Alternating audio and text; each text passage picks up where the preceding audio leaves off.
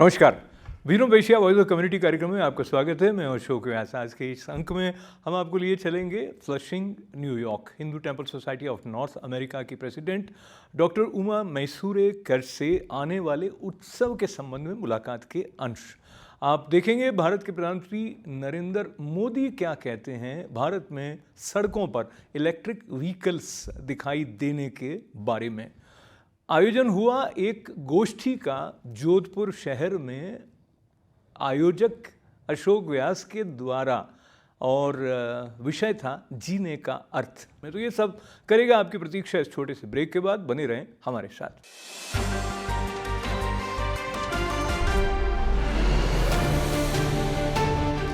फिर एक बार स्वागत है आपका वीरों एशिया वॉइस ऑफ कम्युनिटी कार्यक्रम में। आज के कार्यक्रम की शुरुआत हम करते हैं उस मुलाकात से जिसमें Hindu temple society of north America की अध्यक्ष डॉक्टर उमा मैसूरेकर ने हमें बताया आने वाले विशेष जीर्णोद्धार और महाकुंभाभिषेक उत्सव के बारे में। क्या है ये आयोजन और आप इस आयोजन में 31 अगस्त से आने वाले 7 सितंबर तक हिस्सा ले सकते हैं, अधिक जानकारी प्राप्त कर सकते हैं। पर सुनते हैं डॉक्टर उमा मैसूरेकर को इस आयोजन के महत्व के बारे में। नमस्कार and pranam Uma ji. Such a pleasure, an honor and joy to be sitting with you. And as I speak to you, we are almost around that festive phase which always energizes devotees, not just in New York, but people come from different cities of America, and indeed there are musicians and priests flying from India. In addition to that, this year it is Jeernoddhar as well as Mahakumbhabhishekam. So let us begin with the significance briefly from a layman's point of view when we say Jeernoddhar, because Jeernoddhar term tells you that there is something which is being rebuilt. Is it in that context? No, namaste, namaste Jayatan. Namaste to everybody, and certainly it's my great pleasure and honor to be talking to you on this wonderful upcoming festival. See, the Mahakumbhabhishekam Jeernoddharana simply means re-energizing the temple. And when the temple was built originally, and first consecration took place in 1977, and subsequently every 12 years we have performed. So this came as the 5th.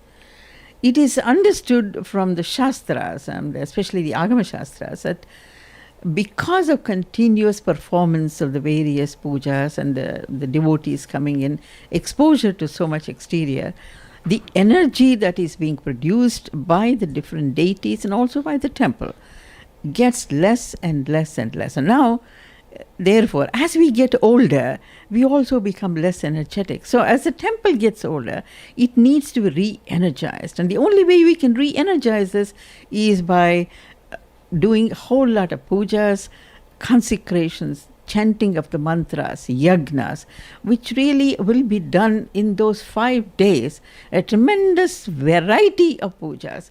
And about 30 different priests will be coming from all over the place.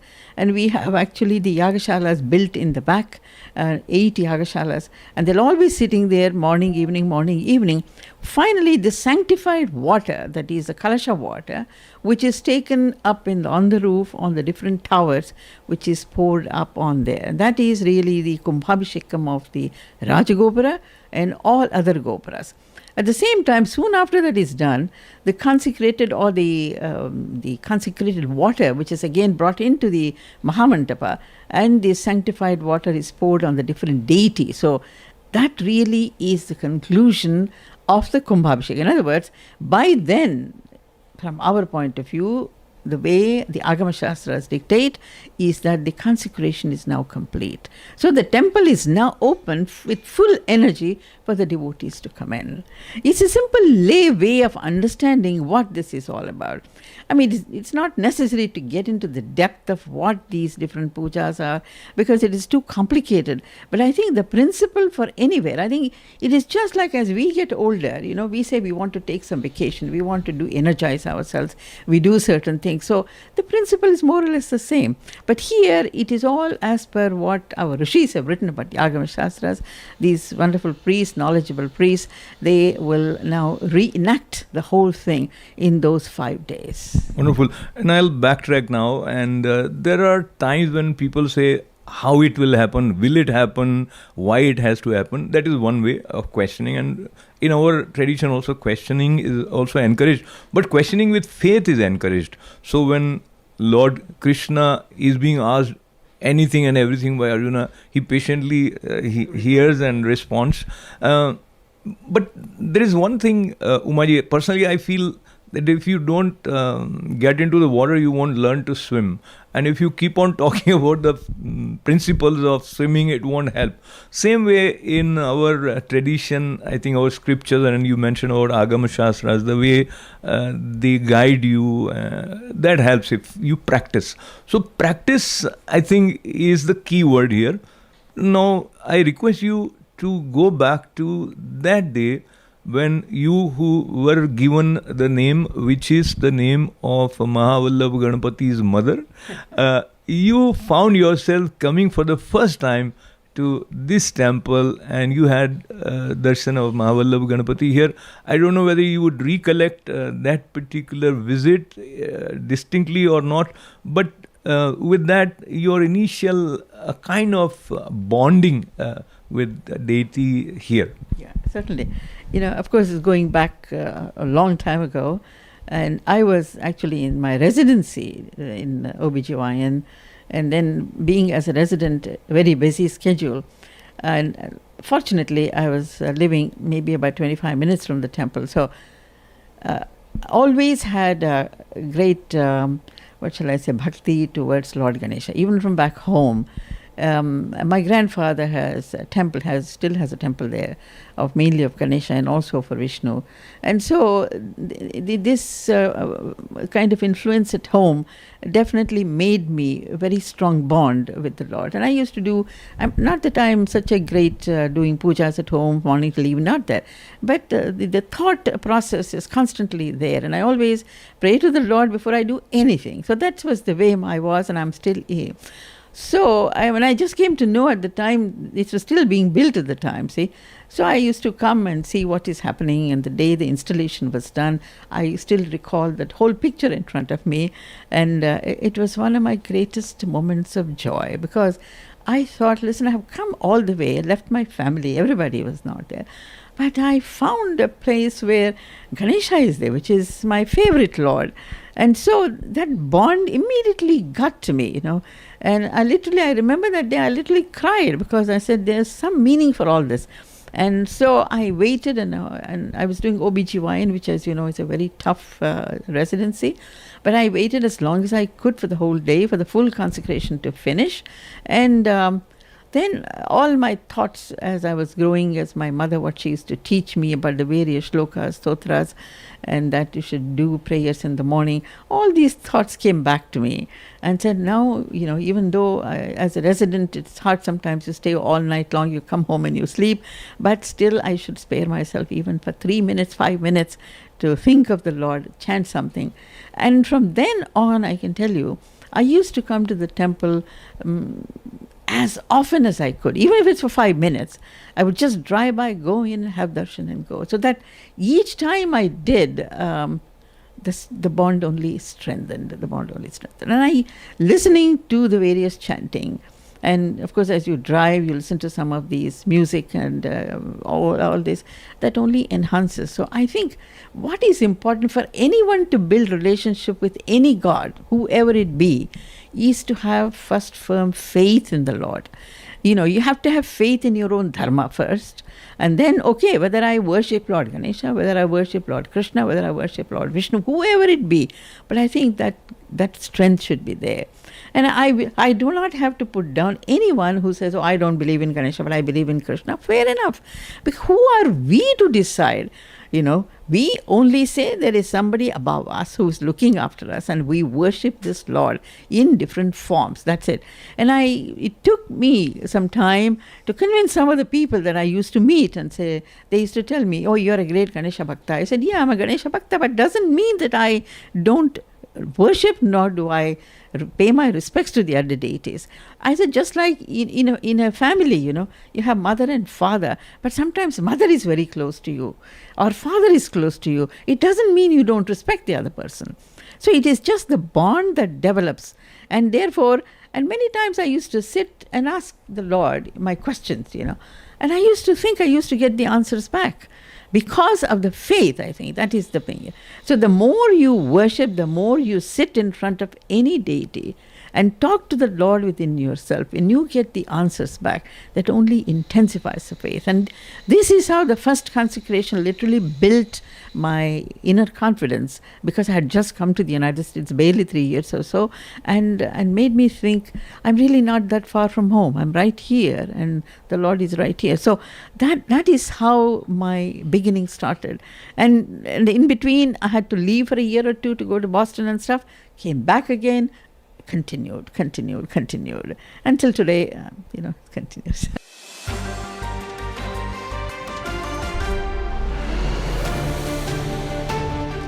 Bharat ने अपने स्वाधीनता दिवस के साथ जहां अमृत महोत्सव मनाया है, 75 बरस भारत की स्वाधीनता के पूरे हो चुके हैं, वहीं भारत नई दृष्टि के साथ आगे बढ़ते हुए सड़कों पर इलेक्ट्रिक व्हीकल्स भी बहुत जल्द देख सकता है।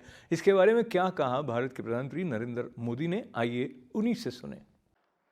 साथियों, आज भारत में इलेक्ट्रिक व्हीकल का बाजार जितनी तेजी से बड़ा हो रहा है, कुछ साल पहले तक उसकी कल्पना भी नहीं होती थी।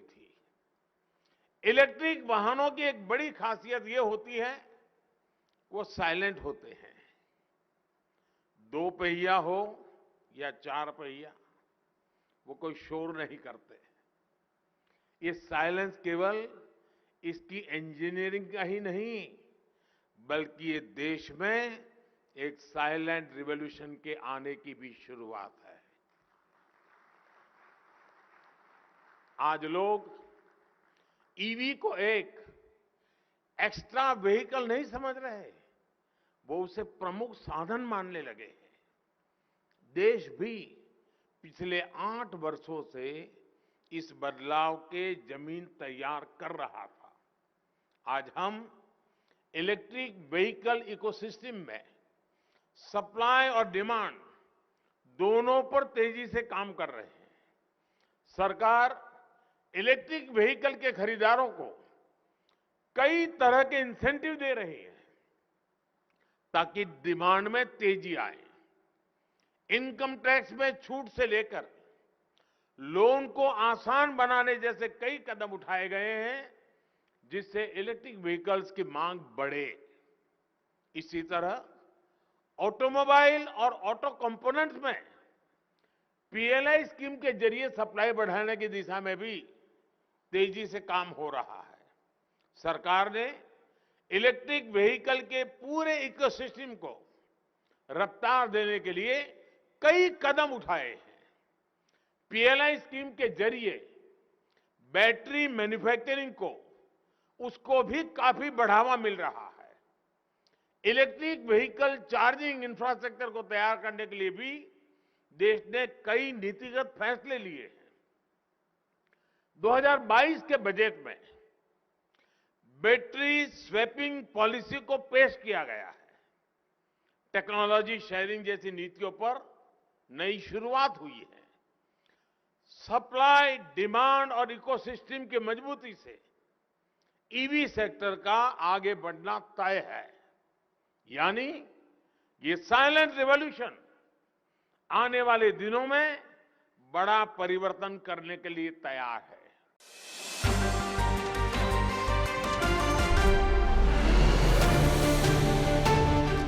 हम सब जीते हैं और कई बार हम अपने जीने के उद्देश्य के बारे में बहुत गहराई से सोच नहीं पाते। एक दौड़ लगी रहती है कुछ पाने की, कुछ बनने की, कुछ दिखाने की। क्या है जीने का अर्थ? इस बारे में अपने जन्म स्थान जोधपुर में एक गोष्ठी के आयोजन में सौभाग्य ये रहा कि अंतर्राष्ट्रीय शायर, और चिंतक शीनकाफ निज़ाम मुख्य वक्ता के रूप में उपस्थित हुए। इस अवसर पर अन्य चिंतकों ने भी अपने विचार रखे। प्रस्तुत है जीने का अर्थ विषय पर जोधपुर महिला महाविद्यालय में आयोजित हुई एक संगोष्ठी के कुछ अंश। नमस्कार, मैं अशोक व्यास। महिला महाविद्यालय में जीने का अर्थ विषय पर 10 अगस्त 2022 को आदरणीय शीनकाफ निज़ाम साहब की सन्निधि में एक संगोष्ठी जीने का अर्थ विषय पर आयोजित हुई, जहां कृष्ण व्यास ने स्थान और अन्य व्यवस्थाओं में बहुत महत्वपूर्ण भूमिका निभाई। वहां विभिन्न पहलुओं में महेंद्र लालस, मुकुल गोस्वामी, हरिदास व्यास जी, राकेश मूथा जी और बीपी नागौरी जी और अन्य मित्रों, जिसमें खास करके दिनेश प्रसाद बिस्सा जी का विशेष उल्लेख, उन्होंने वीडियो शूटिंग भी जो की उसका उपयोग यहाँ, और उनके लिंक भी आपको इसके साथ मिलेंगे।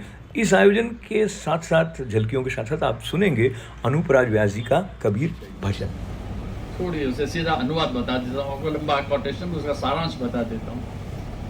वो कहता है कि पोस्ट मॉडर्न थिंकर है ये भी, कहाँ है हुजूर, पोस्ट मॉडर्न है ये भी। वो कहता है कि किसी भी टेक्स्ट को इस तरह पढ़िए कि जैसे आप गॉस्पेल पढ़ रहे हैं। किसी भी पाठ को, आपको मैडम जानती हूँ, हर तरफ हाई कब कह रहा है, कल। और हमने बहुत पहले कहा है कि हमारे यहाँ मंत्र का दृष्टा नहीं होता, मंत्र का दृष्टा होता है। मंत्र को देखता है। मैं कविता को देख रहा हूं।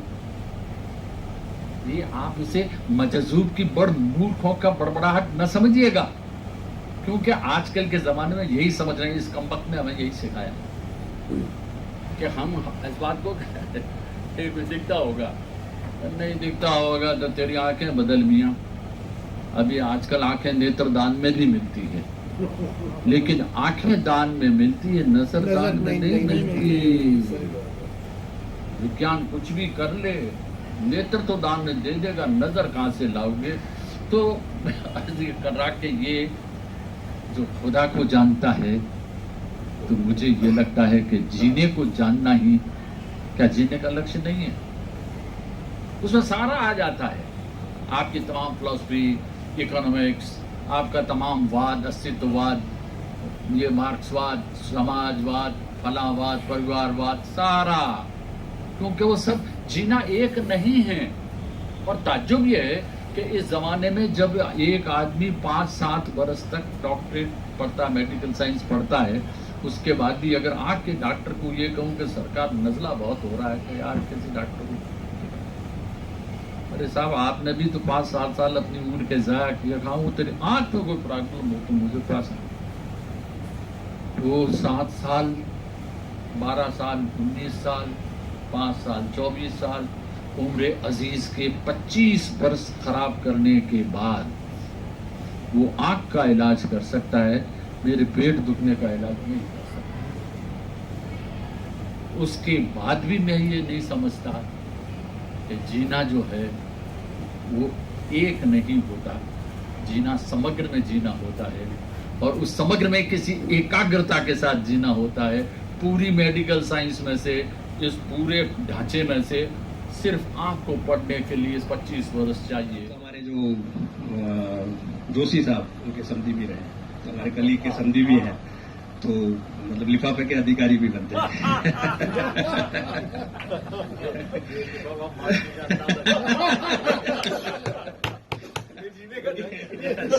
ये जीने का अर्थ है, व्यवहारिक पक्ष है, जीने का भी एक व्यवहारिक पक्ष है।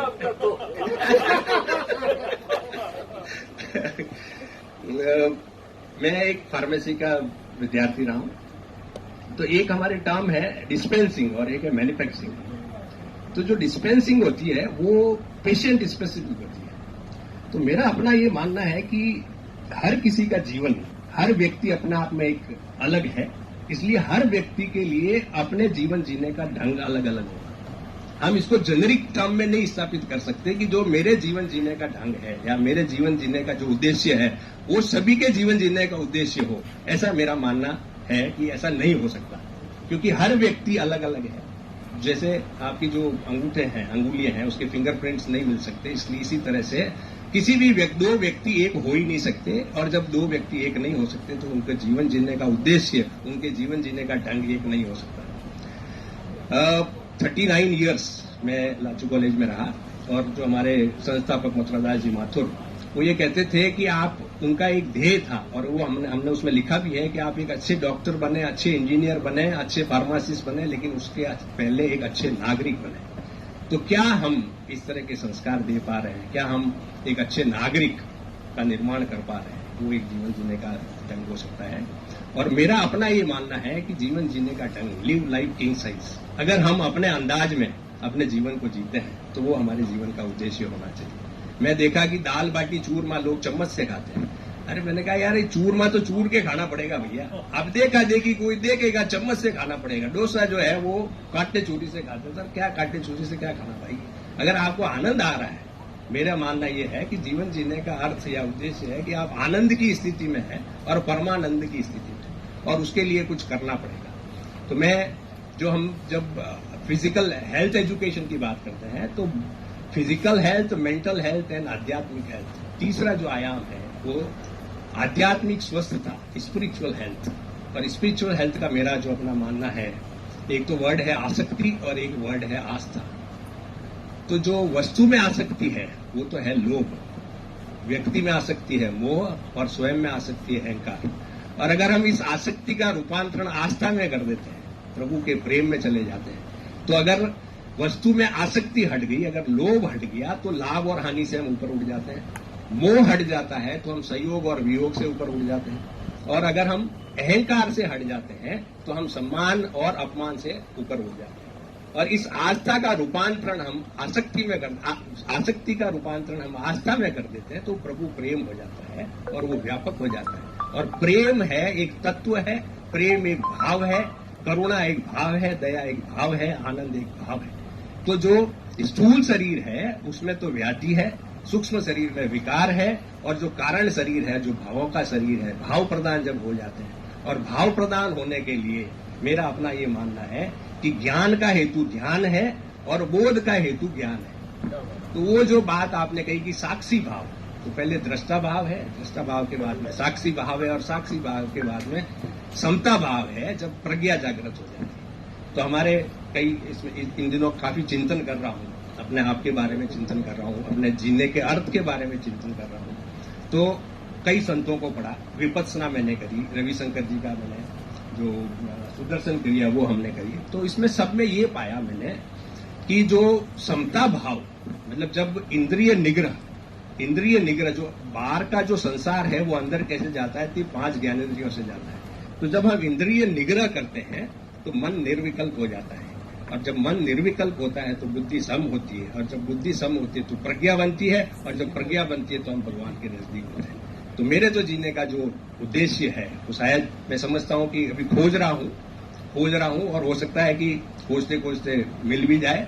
तो मैं अपने आप को ये मानता हूँ कि अगर मैं खो जाऊं, स्वयं मैं ही खो जाऊं, तो वो शायद मेरे जीने का ढंग होगा।